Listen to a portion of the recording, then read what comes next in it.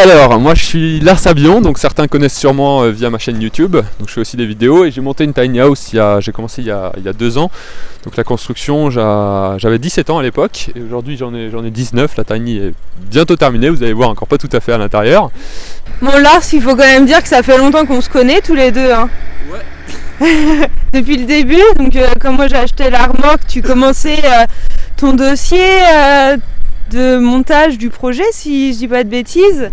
Et du coup on s'est rencontrés via les réseaux sociaux, j'ai envie de dire, et on s'est toujours plus ou moins suivis parce qu'on a des démarches assez communes. Je te laisse parler des démarches qu'on a en commun. Ça marche, merci. Effectivement, ouais, on s'était rencontrés sur les réseaux sociaux il y a peut-être 2 ans et demi, je sais pas, mais ça fait un bon petit moment. Et à l'époque, on était tous les deux en train de voir comment est-ce qu'on pouvait se faire financer une tiny house, parce que ni l'un ni l'autre avions vraiment les moyens de pouvoir se lancer.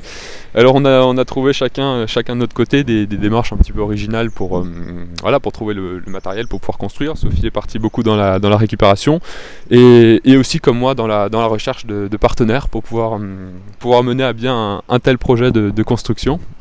J'allais sur les salons, les foires, et puis directement sur les salons énergie et habitat, et j'allais démarcher. J'ai trouvé plusieurs partenaires comme ça, tout simplement en arrivant, en demandant à parler à un responsable, et puis en présentant mon dossier, en disant en quoi ça consistait. J'avais 17-18 ans à l'époque, donc ça passait plutôt bien en général, et j'ai quand même trouvé maintenant, aujourd'hui, je dois y être à une quinzaine de partenaires, donc plus ou moins importants. Et j'ai eu des fonds de la région, il y a eu le financement participatif, et tout ça, ça a permis de faire que je puisse à un moment donné me dire que je sois capable de me lancer dans la construction et de construire une tiny house qui chiffre quand même maintenant, au final, tous les matériaux comprises, y compris la partie autonomie énergétique, donc avec les panneaux photovoltaïques, les batteries, l'onduleur et la récupération d'eau de pluie aussi, tout ça, je serais entre 25 et 30 000 euros quand même de matériaux. Donc il fallait les trouver, c'était un gros défi au départ, et moi j'ai axé mon projet sur 4 grandes thématiques au départ, donc qui étaient justement le développement. Donc j'ai imaginé la forme de la maison, les optimisations qu'il y avait à l'intérieur. J'ai travaillé pas mal avec un architecte, même si au final c'est moi qui ai trouvé la forme, et puis on est parti là-dessus, je suis parti là-dessus au final. Le deuxième grand point, c'était le financement, justement, me permettre de trouver ces financements pour pouvoir construire la maison. Donc troisième point, construire la maison, et au final pouvoir communiquer autour, montrer qu'il est possible de vivre bien et confortablement dans un espace réduit et repensé. Voilà, en montrant, en faisant des présentations, des salons, en allant faire des présentations, des conférences dans des écoles, tout ça. Donc, je vous propose qu'on entre et qu'on aille voir ça de l'intérieur, même si bon, pour l'instant il n'y a pas grand chose. Alors, bienvenue chez moi. Voilà, c'est encore en plein travaux. Maintenant on est en avril 2018 et elle est hors d'eau, hors d'air entièrement. Donc ça va faire un moment que j'ai commencé la construction. Ça va faire maintenant un peu plus un an et demi, mais j'y travaille à temps très très partiel, on va dire. Là ça va faire des mois que j'ai pas travaillé dessus, tout simplement parce que là je passe le bac d'ici un mois et j'ai pas du tout le temps en ce moment de travailler dessus. Donc je prévois de la terminer cet été. J'attends encore les derniers financements. Donc là, ça sera j'espère de la Fondation de France pour pouvoir terminer la construction. Et si j'ai ces financements, je pourrais proposer encore un dernier chantier participatif pour terminer la maison, pour faire tout l'intérieur à partir de fin juin, début juillet. Super, j'ai envie de dire. Et les chantiers participatifs, c'est quand même la vie. J'avais posté une petite annonce sur Twiza, donc les réseaux sociaux dédiés aux chantiers participatifs, et j'avais eu plein de demandes. J'ai même pas pu donner suite à toutes les demandes. Je pense que j'ai environ entre 40 et 50 personnes qui sont venues m'aider déjà sur le projet, sur la construction, que je ne connaissais pas du tout, ou quasiment pas pour la plupart. Et ça montre qu'il y a vraiment un engouement, et la plupart des personnes qui sont venues voulaient par la suite elles-mêmes construire une tiny house. Est-ce qu'il y en a qui ont sauté le pas ? Il y en a plein qui ont sauté le pas, ça c'est sûr, et il y a vraiment des personnes qui sont venues de toute la France, quoi. Ah c'est beau ça. Absolument. Lars, est-ce que tu peux me parler des affiches qu'on voit au mur ? Ouais, alors les affiches, elles datent il y a quelques semaines maintenant, où j'avais présenté la tiny sur un salon à Célestat. Donc il y avait eu beaucoup d'intérêt pour ce petit habitat. Elle était dans cet été-là, donc elle n'était pas du tout terminée. Et il y avait beaucoup de gens qui... ça faisait un petit peu tâche sur un salon où tout était parfait. Il y avait des constructeurs qui vendaient leur matériel. Moi j'avais une petite affiche sur la porte, alors je ne l'ai plus maintenant ici. Mais entrez, on est là pour ça et on n'a rien à vendre. Donc ça faisait un petit peu tâche. Et en fait non, j'ai rien à vendre, mais j'ai monté une association locale qui s'appelle Autonome, et Micro-Autonome même plus précisément, tu l'as ici, et pour soutenir un petit peu les projets Tiny House dans la région Grand Est, en Alsace et dans tout ce qui tourne autour. Les projets Tiny House et notamment les projets en lien avec tout ce qui touche à l'autonomie, donc à l'autonomie énergétique, pouvoir faire soi-même son installation en eau aussi, donc récupération d'eau de pluie par exemple, et aussi tout ce qui va toucher à l'entrepreneuriat, montrer qu'on peut porter ses projets, il faut y croire, et que même moi quand j'étais jeune, au final ouais bon c'est sûr, je suis toujours jeune mais j'y ai cru, et c'est aussi ça qui m'a permis à un moment donné de monter vraiment ce projet. Et c'est super important d'y croire, et c'est aussi ça que j'essaierai de mettre un peu en avant, et de faire de la sensibilisation justement sur ce fait-là. Alors hier j'ai rencontré Clélie qui me racontait que vous vous étiez déjà rassemblés entre vous pour justement parler des tiny house, des problématiques qu'on pouvait rencontrer en voulant vivre dans une tiny house, et également parler matériaux, autonomie. Et du coup ça c'est des choses que vous allez refaire. Ouais, alors l'objectif c'est vraiment de s'associer maintenant avec toutes les personnes qui sont un petit peu dans la même démarche dans la région, et de mettre justement tous ces éléments en partage, en libre partage, pour que tout le monde maintenant, toutes les personnes qui veulent construire une tiny house puissent en profiter effectivement de toutes les ressources nécessaires. Moi c'est vrai que quand j'ai commencé mon projet, j'ai commencé à y réfléchir il y a maintenant pratiquement 3 ans, un peu moins. Il y avait quasiment rien en France, où il y avait sûrement déjà des entreprises qui fabriquaient. Au Mont-Saint-Michel, il y avait la tiny house, mais sinon il y avait très très peu. On voyait rien sur internet. Il fallait aller se renseigner sur internet, voir ce qu'il y avait de l'autre côté de l'Atlantique, aux États-Unis, pour avoir des idées de forme et tout. Aujourd'hui il y a je dirais des centaines de tiny house en France. Il doit y en avoir 200, 250, c'est un petit peu difficile à dire, mais on doit être pas loin de ce chiffre, et c'est vraiment chouette. Et du coup pour quelqu'un qui veut se lancer maintenant, c'est devenu beaucoup plus facile, et du coup il y a plein de ressources qui sont disponibles partout. Il y a vraiment de quoi faire pour quelqu'un qui veut se lancer maintenant, ce qui n'était pas le cas il y a encore pas si longtemps. Donc ça c'est vraiment chouette. Et puis avec ce projet d'association, c'est vraiment de dynamiser aussi, voir ce qu'on peut faire au niveau local pour faire changer la réglementation au niveau du plan local d'urbanisme, au niveau des collectivités, voir qu'est-ce qu'il est possible de faire. Vous pouvez vous mettre en relation avec moi, vous trouverez je pense en description de la vidéo un lien vers mes coordonnées, donc n'hésitez pas à contacter si ça vous intéresse. Moi je vais rajouter juste un autre truc, c'est que la rencontre elle est vachement importante à un moment donné, d'arrêter d'être derrière son ordinateur au niveau internet, et à un moment de venir sur les chantiers, de rencontrer des constructeurs, des autoconstructeurs, des habitants, parce que dans tout ça c'est vraiment riche d'échanges, d'explications, et on repart toujours assez grandi, et puis avec des solutions aux problématiques qu'on peut rencontrer dans notre vie quotidienne, quoi. Tu as tout à fait raison, et je pense que le chantier participatif, le fait de pouvoir participer à un chantier participatif, c'est hyper bénéfique pour la suite, pour se dire qu'en fait on est capable de monter son projet. Moi j'ai aussi fait un chantier participatif avant de commencer ma construction, et c'est d'ailleurs là qu'on s'était rencontrés pour la première fois. Lars, je te propose de nous parler de tes choix de construction et de ce que tu as fait sur ta tiny house. C'est vaste comme question. Je suis parti donc sur une remorque baluchon de 6 mètres 50, 740 kg. Sur ce, j'ai construit avec une ossature assez standard. Moi, je suis parti sur du 45-80. Sur l'isolant, c'est un isolant biofibre de chez Biofibre. C'est un alliage de lin, chanvre, coton. C'est le trio, effectivement. Sur le bardage, j'ai plusieurs couleurs. Donc j'ai toute la partie couleur bois que vous voyez, c'est du Red Cedar. Donc c'est du 16 mm d'épaisseur. Là, ça pèse vraiment pas grand chose.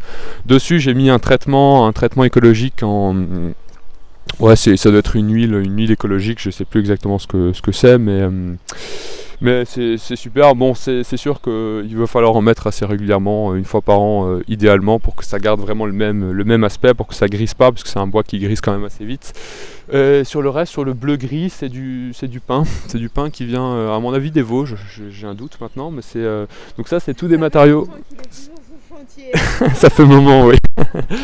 Ça fait un moment que je suis plus sur mon chantier. Mais non, c'est un matériau. Donc tout le bardage, ça m'a été fourni par un fournisseur qui m'a offert le bois. Donc localement, c'est AGK à Colmar. Donc c'est une super entreprise. Et ils ont vu mon projet. Ils étaient tout de suite super motivés de m'aider dans cette démarche. Donc c'est vraiment chouette. Sur la suite, pour les fenêtres, alors c'est un petit peu original. Je te propose de venir faire le tour. Donc là, une grande partie des fenêtres, elles sont en alu. Donc c'est sûr que c'est toujours un poids, parce que il n'y a pas de matériau. Peut-être en plastique ça aurait été légèrement moins lourd, mais ce qui pèse le plus lourd, c'est le vitrage. Donc c'est difficile d'économiser du poids sur les fenêtres. L'alu, c'est ce qui tient aussi le mieux dans le temps.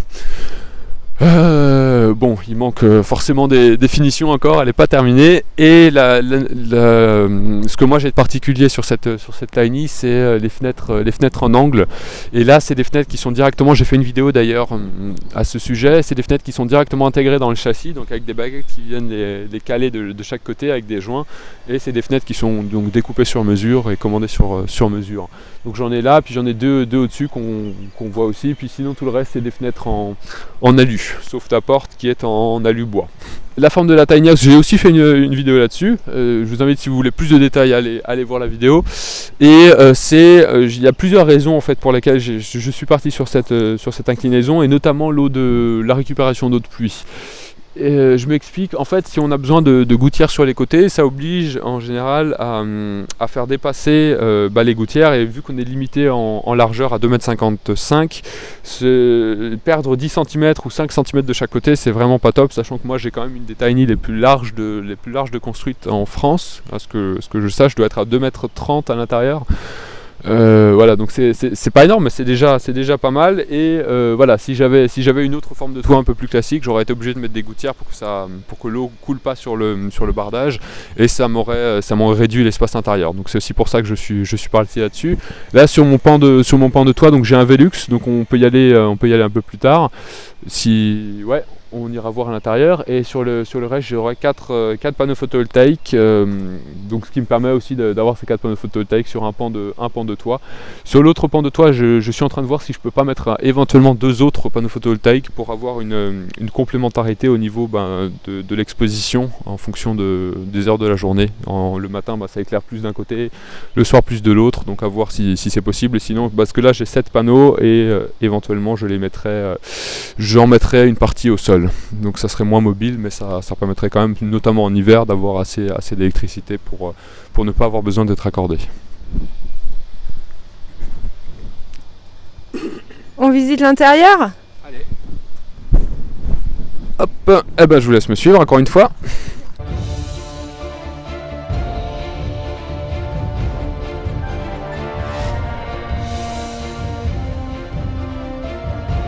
Alors, donc la porte elle est assez grande, comme vous pouvez le voir. C'est une porte qui fait 1m14 de... Bon, non, elle fait un petit peu moins, mais l'écartement de la porte de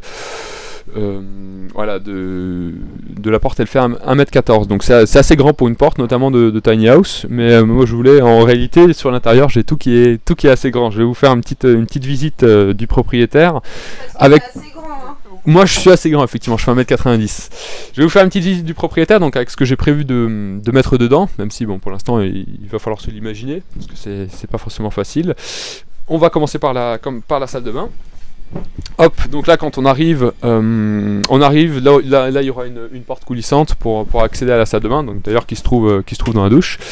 J'ai une réserve de 300 litres d'eau de pluie, donc qui me permettra avec un système de filtration de pouvoir, alors pas la consommer, mais l'utiliser pour la douche, la machine à laver, l'évier, jusqu'à la cuisson je pourrais l'utiliser, mais après pour la consommer c'est un petit peu plus compliqué. Donc là il y a la douche, là j'aurai le système de filtration avec un évier, donc devant la fenêtre, et là j'aurai les toilettes de ce côté là, avec tous les éléments techniques qui seront là, de ce côté là, donc tableau électrique, onduleur, batterie, éventuellement une petite machine à laver, voilà. Alors, quand on continue, donc sur cette partie ici, il y aura une grande cuisine, donc qui fera quasiment 2,80 m de long. Donc de là jusqu'à là-bas, donc on retrouvera absolument tout ce qu'on a besoin, un four, une plaque chauffante, donc tout ça marchera sur du gaz, un frigo, donc lui il fonctionnera sur l'électricité, et sinon tout le reste ce seront des rangements, donc il y aura un grand évier évidemment pour faire la vaisselle, parce qu'il n'y aura pas de la vaisselle. Là on aura une fenêtre du coup qui s'ouvre devant, et je vous parlais tout à l'heure du Velux. Donc là j'ai un grand Velux, donc qui doit faire 1m30 par 1 mètre, donc qui peut s'ouvrir, et c'est sympa, ça apporte une belle source de lumière, et puis en plus j'ai un volet qui vient par dessus pour quand le soleil tape un petit peu fort en pleine journée. Alors sur la suite, donc toute la partie ici ce sera la partie salon devant la grande baie vitrée, donc j'aurai un grand canapé d'angle, donc pour avoir le plus de confort possible dans la maison. À ce niveau-là, sur une grande partie, en tout cas, j'aurai une table escamotable qui puisse se replier puis se déplier quand j'en ai besoin pour travailler. Au-dessus, j'ai la mezzanine. Donc là, j'ai le lit qui sera directement intégré dans le sommier qui sera directement intégré dans le châssis de la mezzanine pour économiser notamment de la hauteur sous plafond. Donc j'aurai ici des lattes par-dessus, comme un sommier standard, et par-dessus le matelas, tout simplement. Donc c'est un matelas qui doit faire 1m40 par 2 mètres. Voilà, je pense qu'on a un petit peu fait le tour. Si tu as encore des questions, je te laisse le micro. Bah écoute, non, je crois que c'est bon là. Lars, je te laisse le mot de la fin. Tu dis ce que tu veux, comme tu veux, où tu veux, devant la tiny. Hein. Voilà. Bah oui, je dirais devant la tiny, et le mot de la fin c'est pour moi j'ai réussi à monter un projet à 17 ans, et je pense que si moi j'ai réussi, tout le monde en est capable, et je vous mets tous au défi de construire une tiny house. C'est vraiment un mode de vie qui moi m'inspire beaucoup par son côté minimaliste, son côté aussi mobile. On peut être mobile avec sa tiny. Moi je me voyais pas du tout habiter dans un espace de 20 mètres carrés en ville, dans un immeuble, n'importe où, mais là j'ai conçu moi-même mes 20 mètres carrés, ils sont optimisés pour moi. Chacun peut optimiser son espace dans une tiny house, et c'est ça qui est chouette aussi. Donc construisez, si vous avez un projet de construction, osez aller jusqu'au bout, et si vous avez peur de l'espace, que l'espace soit trop petit, franchement, hier j'ai fait une visite, je fais souvent des visites de personnes qui veulent venir visiter la tiny, et j'ai une personne qui est venue hier qui m'a dit ça me paraît vachement grand, ça me paraît plus grand qu'une maison qu'un appartement que j'ai visité hier qui faisait 40 mètres carrés. Donc 20 mètres carrés peut paraître très grand à partir du moment où c'est bien optimisé.